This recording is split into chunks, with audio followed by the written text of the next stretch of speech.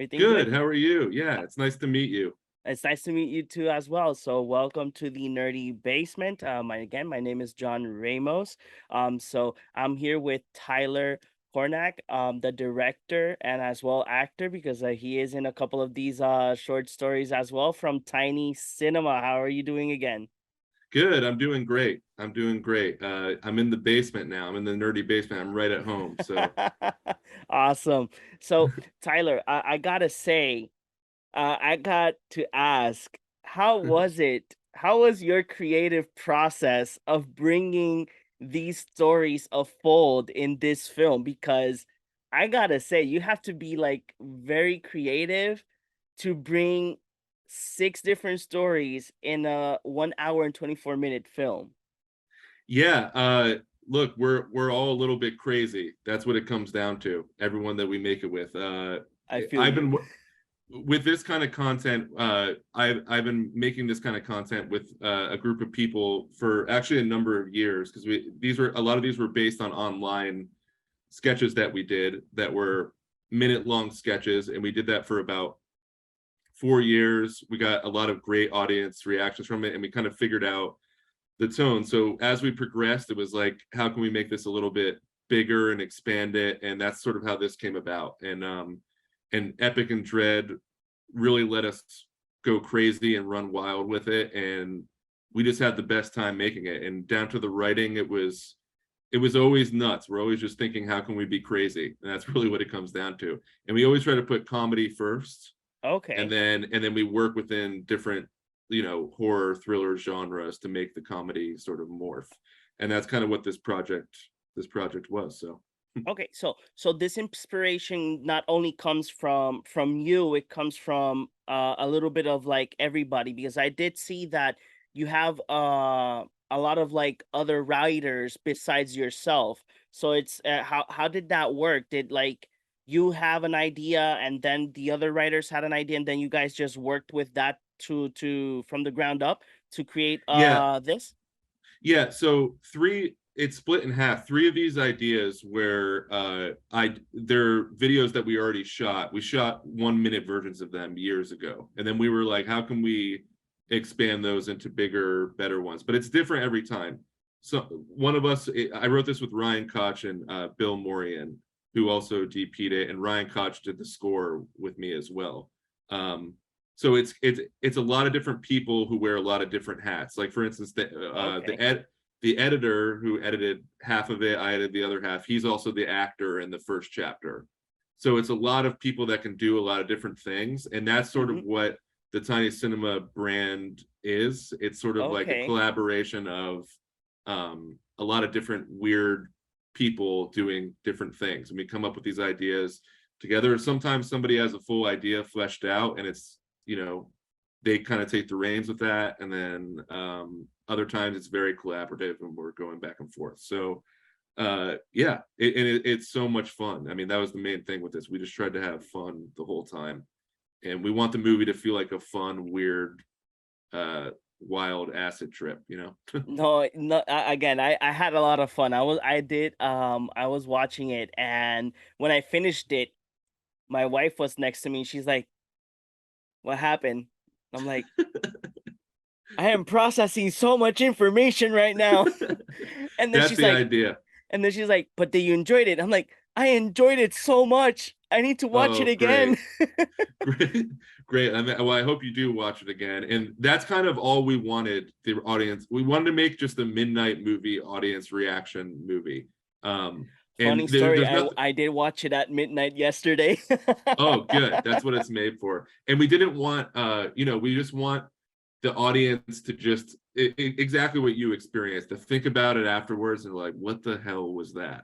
And that was Yes. very intentional. We wanted that to be the reaction. So I'm glad it worked. So my question would be is that at least in some of the poster stills that I've seen of Tiny Cinema, there's one that says that these stories unfold in one unusual universe. So my question would be, so all these short story, well, not short anymore, but if do all these stories unfold in the same place, or each one is like in a different like universe per se?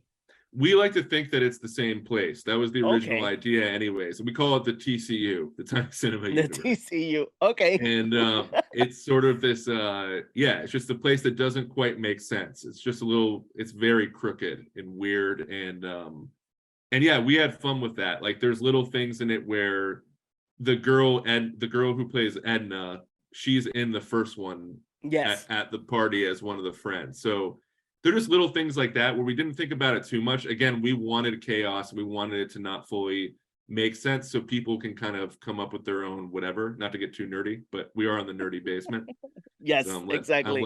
I'm letting it out. But yeah, that's kind of it. We just call it the TCU kind of as a joke. And this guy is just guiding you around the TCU in different parts of the town, you know? Okay. So Tyler, one of the other things that I did notice watching all of these shorts is that most of these shorts are like inspirations of or slash parodies of other films. And I was like, wow, like how creative can one be, making something that it's there, but then changing it up a little bit. Um, was this like an intention for you guys to like some of these short stories have like this other vibe, well, parody vibe of other films? Yeah, it was walking a thin line between it should be more of a feeling, like you're like, I've Okay. seen this before in classic films. Exactly. That's what I wanted to meant. My bad. Yeah, no, that it's great to hear that. And I think the biggest thing we were trying to parody in a way is the horror anthology. We wanted to sort of make a parody of what that is. But everything else is sort of a feeling. Each chapter has a different cinematic thing that you've seen in a different movie, and you can just kind of feel it. The most on the nose one I can think of is Reanimator, and the Edna chapter with the glowing stick. That was the most on the Okay. nose parody we kind of did. But beyond that, it's just yeah, it's just a familiar sense that you got maybe when you watched horror movies growing up. Like that's just there in the background, you know. No, yeah, exactly. I had that feeling and those vibes watching Tiny Cinema. So I got one question. I'm gonna put you on the spot. So I know that there's 6 stories. Which one would you consider to be your favorite? Oh man, I'm gonna ask you. You want to answer first because I want to ask you the So same okay. thing. So for me, um, and it leans on one of my questions as well. For me, the one of the most intriguing one was Daddy's Home, because it's the one that I think that shocks you the most, because you see that the start is like something very normal, like it's just a date, and then you go to the ending and you're like, okay, I don't know how to express myself and I don't know what the information is giving me, but what's going on? Yeah, that was a fun one, and that one's one that has a lot of classic tropes to it. Yeah. Like it feels like an old horror film, maybe from the '80s. You know. Uh, mine, I think mine might be Edna, believe it or not. Okay. I really like that one because it just has the storybook element to it that I'm always a sucker for, and it just feels like it's got a little bit of Tim Burton in there, but it's also our own thing, and I just like the flow of that one. I don't know, there's Okay. something about it, but it changes. You know, I love Bust as well. I love the shootout in Bust. I think Yeah, Bus was really interesting. I did yeah, not expect it. Like when you go towards the ending, I was like, okay, it's a yeah, happy ending. It made yeah, sense. yeah, exactly. Literally, it's a happy ending. Yeah. So I wanted to pick your brain a little bit because, again, like I mentioned, Daddy's Home is like my favorite, the one of my favorite. I would say the first one that I really do like. So how was it to create this, like this short, because you guys go from showing us like a normal date and then everything goes kind of crazy from act 2 to the ending, and then from the ending, not giving spoilers, but from the ending you just have to accept what it accept it, it is what it is. Yeah, and that's his life now, you know. Yeah. So yeah, that was one of our original ones that we shot a 1 minute version on. It Okay. was it was kind of that whole story. The only thing we added was the buildup of the progression of the physical things happening to him. We added that. We added, more horror elements in the middle of it. So that one we were very comfortable. It was really just about finding that house location at the end, Oh, and okay. like we wanted that to feel a little bit bigger and like this is really creepy, and and yeah, that was sort of it. We were comfy. We were comfy making that one because we kind of already done it, but it was just, again, it was the bigger, better version of it. So Okay. So I got let me go ahead. Questions went ahead and disappeared on me again.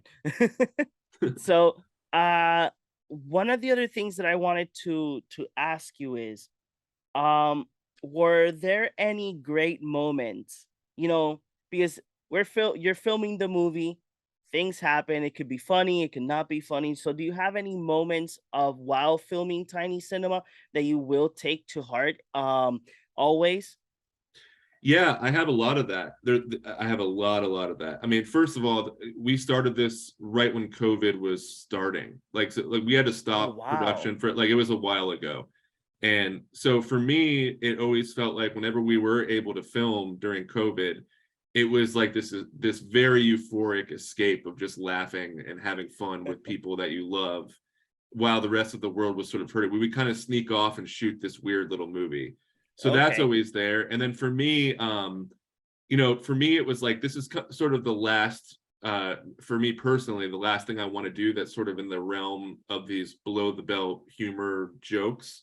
And this was the last hurrah for me. And I thought that it just went so beautifully and it was so great. And we had such a blast doing it that I'm kind of gonna, I'm gonna have that with me forever. And that's the best thing about making a movie, is like you do have those memories.